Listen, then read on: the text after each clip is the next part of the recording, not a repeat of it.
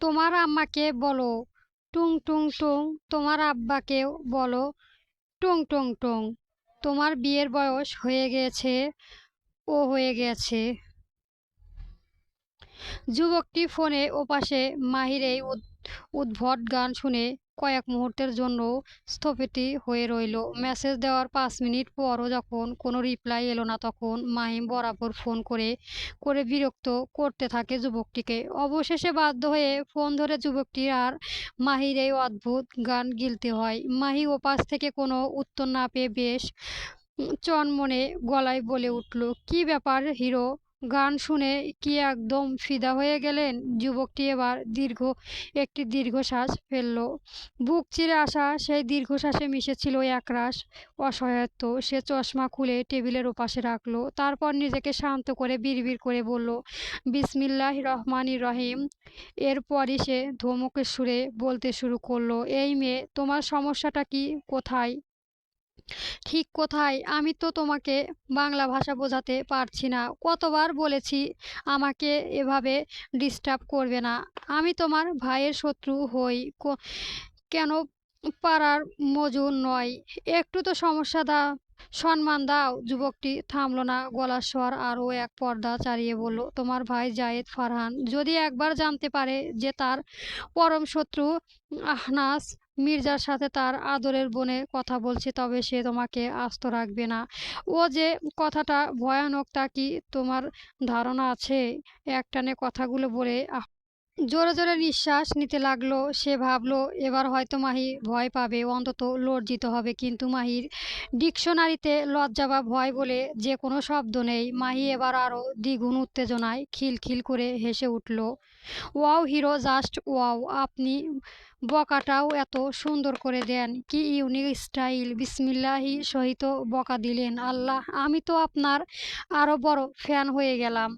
আহনাফ এবার কপালে হাত দিল। তার মনে হচ্ছে সে কোনো এক গোলধাঁধায় আটকে গেছে। বিড়বিড় করে বলল, আল্লাহ, এ কোন মেন্টালের পাল্লায় পড়লাম? মাহি ওপাশ থেকে আহনাফের বিড়বিড়ানি শুনে দুষ্টামি ভরা হাসিতে বলল, মেন্টাল বলছেন কেন হিরো?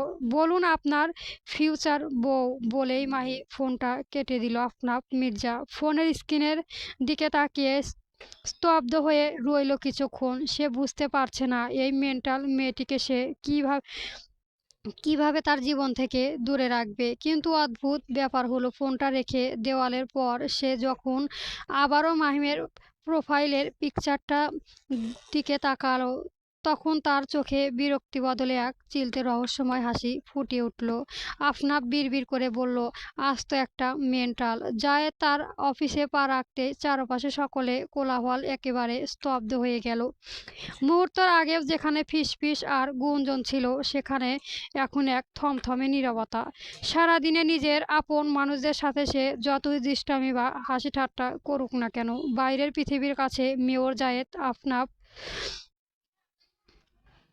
জায়েদ ফারহান মানেই এক জীবন্ত আগ্নেয়গিরির গম্ভীর রাগী এবং নিয়ম শৃঙ্খলা এক কঠোর প্রতিচ্ছবি। জায়েদ দীপ্ত পায়ে হেঁটে গিয়ে নিজের রাজকীয় চেয়ারটায় বসলো। তার প্রতিটি মুভমেন্ট এক ধরনের রাজকীয় আভিজাত্য আর শাসনে ভার। পাশে দাঁড়িয়ে থাকা আশরাফকে কেবল চোখের ইশারায় সামান্য সংকেত দিল। সেই সংকেত পাওয়া মাত্রই আশরাফ দরজার বাইরে অপেক্ষারত শহরে গণ্যমান্য ব্যক্তিদের ভেতরে ঢোকার অনুমতি দিল। একে একে সবাই ঢুকে সিটে বসলো, কিন্তু কারো মুখে কোনো কথা নেই। সবার চোখ মুখে স্পষ্ট আতঙ্কের ছাপ।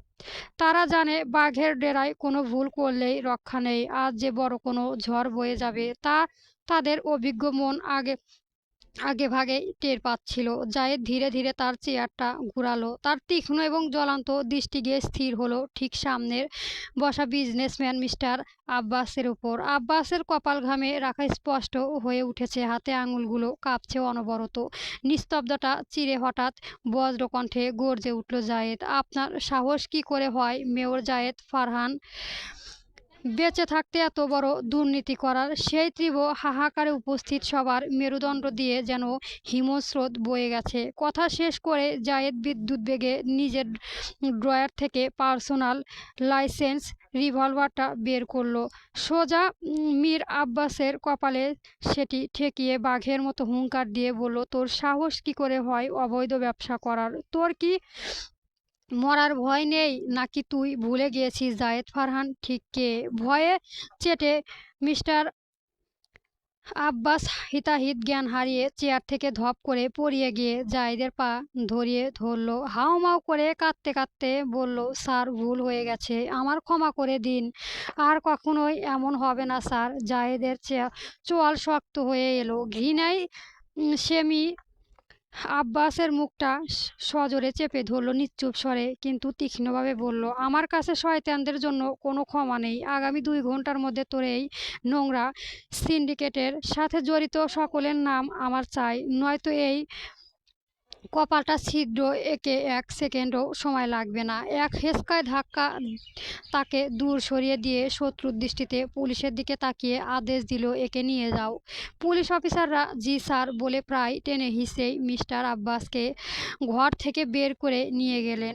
ঘরে উপস্থিত বাকিরা তখন ভয়ে পাথর। জায়েদ এবার 2 হাত টেবিলের উপর সজোরে আসতে এক বিকট শব্দ করলো। সবার দিকে তাকিয়ে পুনরায় হুংকার দিয়ে বলল, এই অবস্থায় আশা করি সবাই দেখেছেন যে সত্যর পথে ন্যায়ের পথে থাকবে এই মেয়র জায়েদ ফারহান তার সাথেই থাকবে, অন্যথা তার ধ্বংস এই মেয়রের হাতেই হবে। আন্ডারস্ট্যান্ড? সবাই সমস্বরে হাঁ স্যার বলে মাথা নিচু করে কাঁপতে কাঁপতে কক্ষ ত্যাগ করল। অফিসে সেই তপ্ত মেজর থেকে জায়েদ এখনও নামতে পারেনি। তার ডুপ্লেক্স বাড়ি জিম সেকশনে এখন কেবল ভারী নিঃশ্বাসের শব্দ আর পাঞ্চিং ব্যাগের ওপর সজোরে আঘাতের আওয়াজ প্রতিধ্বনিত হচ্ছে। ঘামে ভেজা তার শরীর থেকে যেন আগুনের হালকা বেরোচ্ছে। শেষবারের মতো এক শক্তিশালী পঞ্চ দিয়ে জায়েদ থামল। কালো ফ্রিটের সিলস্লেট গেঞ্জিটা শরীরের সাথে আষ্টপৃষ্টে লেগে থাকা তার দীর্ঘদিনের মোহনত সুঠাম অবয়বে আরও স্পষ্ট হয়ে উঠেছে। চেয়ারে বসে জায়েদ এক ঢোক পানি খেয়ে কাপা থেকে উঠে চুলগুলো হাত দিয়ে পেছনে ঠেলে দিল। হঠাৎ তার শয়তানি বুদ্ধি মাথায় চাপল। পকেট থেকে ফোনটা বের করে এক উইলস দিয়ে নিজের একটা সেলফি তুলে সেই ছবিতে যেমন ছিল পরশের দপ্ত, তেমনি ছিল এক অদ্ভুত আকর্ষণ। কোনো কিছু না ভেবে সে ছবিটি সেন্ড করে দিল আরিয়াকে। ওইদিকে আরিয়া তখন পড়ার টেবিলে ঝুঁকে ক্যানভাসে তুলি শেষ আঁচল দেখছিল। ফোনে টুং করে ওঠার শব্দ তার মন সংযোগে ব্যাঘাত ঘটল। বিরক্তি নিয়ে ফোনটা হাতে নিতে তার শ্বাস যেন থমকে গেল। অবাধ্য মনটা মুহূর্তের জন্য বিদ্রোহ করে বসল। নিজের অগোচরে ঠোঁট গড়ে বেরিয়ে এলো, মাশাআল্লাহ। পরক্ষণই সম্মতি ফিরল তার। ছি আরিয়া, তুই কি পাগল হয়ে গেছিস? ঠিক তখনই স্ক্রিনের আরেকটা মেসেজ এলো। উফ, বুঝলেন আরিয়া, ভীষণ চিন্তায় আছি। কোনো দিন না আমার রূপে আগুন পুরো শহর পুড়ে যায়, সঙ্গে আপনার মনটাও গলে যায়, তবে সেই সমলানো দয়া হবে? আরিয়া হতভম্ব হয়ে চেয়ে রইল। এই কি সেই গম্ভীর মেয়র সাহেব? লোকটা কি ঢং করার টেকনিক নিয়েছে? সে হাসবে নাকি রাগ করবে বুঝে ওঠার আগেই দেখল জায়েদ ছবিটি ডিলিট করার এভরিওয়ান করে দিয়েছে।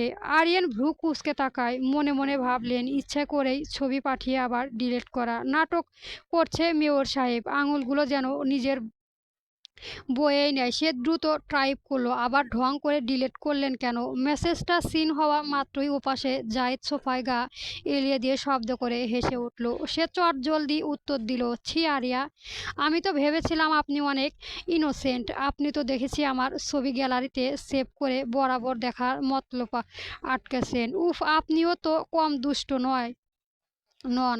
আরিয়া মুখটা অপমানে আর লজ্জায় লাল হয়ে গেছে। নিজের ওপরেই এখন তার ঘৃণা হচ্ছে। কেন সে মেসেজ দিতে গেল? সে হিতাহিত জ্ঞান হারিয়ে টাইপ করলো, মোটেও না, আপনি ভুল বুঝেছেন মেয়র সাহেব, আস্তাগফিরুল্লাহ, বিশ্বাস করুন আমি মনে একদমই এমন কোনো কুমতলব ছিল না। জায়েদ এবার ঠোঁট কামড়ে হাসে। ফোনের স্ক্রিনে থাকা আরিয়ার ছবিটা বুকের কাছে টেনে নিল। আরিয়া এই মুহূর্তেই ফেসিয়াল রিয়াকশন তার খুব দেখতে ইচ্ছে করছে। নিশ্চয় অনেক কিউট লাগছে। এতক্ষণে জায়েদের রাগ পুরোই কমে গেছে। অপরদিকে আরিয়া রাগে বালিশে ঘুষি মারছে। শয়তান, শয়তান, অসভ্য মেয়র কোথাকার!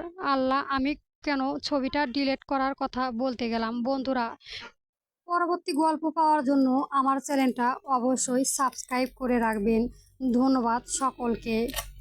গল্প মেয়র সাহেব পর্ব 5, লেখিকা রাইসা মেহরান চলবে।